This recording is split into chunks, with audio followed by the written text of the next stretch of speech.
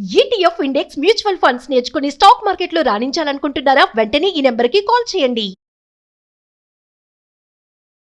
నమస్తే, welcome back to Suman TV. Present మనతో పాటు ఉన్నారు ఎనలిస్ట్ మందర్ కృష్ణారెడ్డి గారు. నమస్తే సార్. నమస్తే అమ్మ. సార్, అమెరికాలో తాత్కాలిక షట్ డౌన్ మొదలైందని అంటున్నారు. ఒక ఆర్టికల్ కూడా చూసాను నేను. ఏంటి సార్ అసలు తాత్కాలిక షట్ డౌన్ అంటే? అమెరికాలో 2026 బడ్జెట్ అక్కడ కింది సభలు, ఎగువ సభ దిగువ సభ రెండు ఉన్నాయి. మన దగ్గర కూడా రాజ్యసభ లోక్సభ అన్నట్టుగా అక్కడ కూడా ఎగువ సభ దిగువ సభలు ఉన్నాయి. దిగువ సభలో ఇది ఆమోదం పొందింది, కానీ ఎగువ సభలో ఇంకా ఆమోదం పొందలేదు. ఎగువ సభలో ట్రంప్ కావాల్సినంత మెజార్టీ లేదు. అక్కడ ఆపోజిట్ పార్టీ వాళ్లకు కూడా సమంగా కొంచెం వీళ్ళకన్నా ఎక్కువగానే ఓట్లు ఉన్నాయి. ఇప్పుడు ట్రంప్ మీద పీకల దాకా కోపం ఉంది. అపోజిట్ పార్టీ వాళ్ళు ఏమంటున్నారంటే, కొంతమంది వలసదారుల్ని కాల్చి చంపారు. 5 ఏళ్ల పసివాడు ఉన్నటువంటి తండ్రిని పట్టుకుపోయి జైల్లో పెట్టి పిల్లాడి ముందే శిక్ష విధించడం జరిగింది.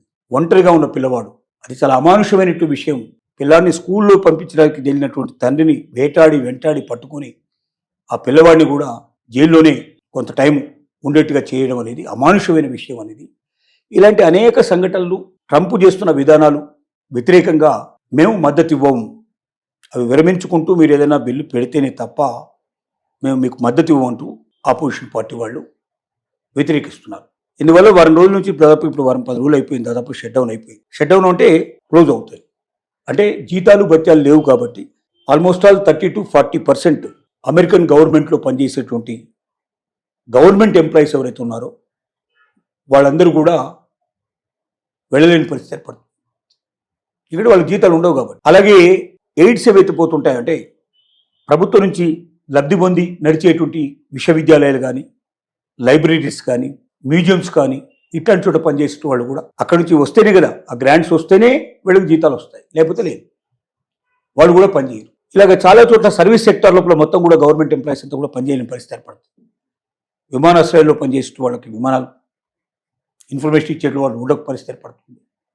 ఇలా చాలా చోట్ల దేశం కొంత స్తంభించిపోతుంది. కొనుగోలు శక్తి లేకపోవడం వల్ల సూపర్ బజార్స్ కానీ, లేకపోతే ఇంకా మిగతా చోట్ల కానీ, రిటైల్ స్టోర్స్ కానీ అన్ని వెలవెలబోయేటువంటి అవకాశాలు ఉంటాయి. సో దేశ ఆర్థిక వ్యవస్థ మీద విపరీతమైనటువంటి ప్రభావం పడుతుంది. 6 నెలలు తిరగకముందే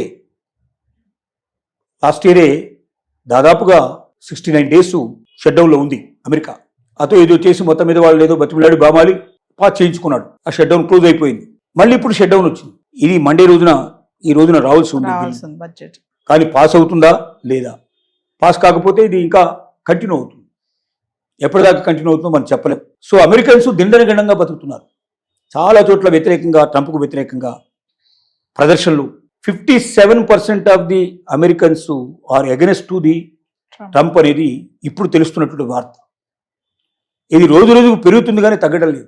ట్రంప్ ఆలోచనలన్నీ ఎంతసేపు ఏ రాజ్యాన్ని ఆక్రమించుకుందాం, ఏ దేశాన్ని ఆక్రమించుకుందాం, ఎవరి మీద యుద్ధానికి పోదాం అని చెప్పి దాని మీదనే ఆలోచిస్తున్నాడు. కానీ ప్రజలకు ఏం కావాలి, ప్రజలకు ఇంకా నిత్యావసర వస్తువులు తగ్గించడం ఎట్లాగా, ప్రజలకు ట్యాక్సెస్ని తగ్గించడం ఎట్లాగా, ప్రజలకు మెరుగైన సౌకర్యాలు ఇవ్వడం ఎట్లాగా, వైద్య, విద్య, ఆరోగ్య పరిస్థితులు మెరుగుపరచడం ఎట్లాగా, వీటన్నిటి మీద ఆలోచన ధ్యాస లేదు. బాగా నలిగిపోతున్నారు, బాగా బాధపడుతున్నారు. సో దీనివల్ల అతను తీసుకున్న విధానాల వల్ల వలసవాదులు సఫర్ అవ్వడమే కాకుండా అమెరికాలో ఉన్నటువంటి పౌరులు కూడా చాలా మంది బాధపడుతున్నారు. ముఖ్యంగా ఇంతకుముందు వలసవాదుల వల్ల పెట్రోల్ బంకులు కానీ, రిటైల్ స్టోర్స్ కానీ చాలా చోట్ల వీళ్ళు వచ్చి పనిచేసేవాళ్ళు, 24/7 సర్వీస్ ఇచ్చేవాళ్ళు, చాలా తక్కువ కాస్ట్లో ఇచ్చేవాళ్ళు, ఆనందంగా పనులు చేయించుకునేవాళ్ళు. ఇప్పుడు వీళ్ళని వచ్చి పనిచేయడానికి అవకాశం లేని పరిస్థితి కల్పించారు. కాబట్టి అమెరికన్స్ తీసుకుంటే టైంకి వస్తారు, టైంకి వెళ్ళిపోతారు. ఒక్క నిమిషం ముందు రారు, ఒక్క నిమిషం లేటుగా వెళ్ళిపోతారు. 24/7 అప్పుడు పనిచేయడు. కాబట్టి సర్వీసెస్ దొరకడం లేదు. సర్వీసెస్ దొరకపోవడం వల్ల ఇప్పుడు పెట్రోల్ దొరకదనుకోండి, రాత్రిపూట వెహికల్స్ అన్ని ఎక్కడికెక్కడ ఆగిపోవాల్సిందే కదా. సో చాలా సఫర్ అవుతున్నారు. సో అమెరికన్స్ సఫర్ అవుతున్నారు, వలసవాదులు సఫర్ అవుతున్నారు. తిట్టని వాడు లేడు. చాలా మంది రోడ్డు మీదకి వచ్చి ఎగనెస్ట్గా గొంతెత్తుతున్నారు. ఇది ట్రంప్ విధానం, ట్రంప్ పరిస్థితి. కొన్నాళ్ళు అయిన తర్వాత బలవంతంగా ట్రంప్ని లాగేస్తారేమని కూడా భయం వేస్తుంది పరిస్థితి, అట్లాంటి సిచ్యువేషన్. సో ఇది షట్ డౌన్ సంబంధించిన విధానం. ఈ షట్ డౌన్ తొందరలోనే ఎండవాలని కోరుకుందాం. అమెరికన్స్కు మేలు జరగాలని ఆశిద్దాం. Thank you.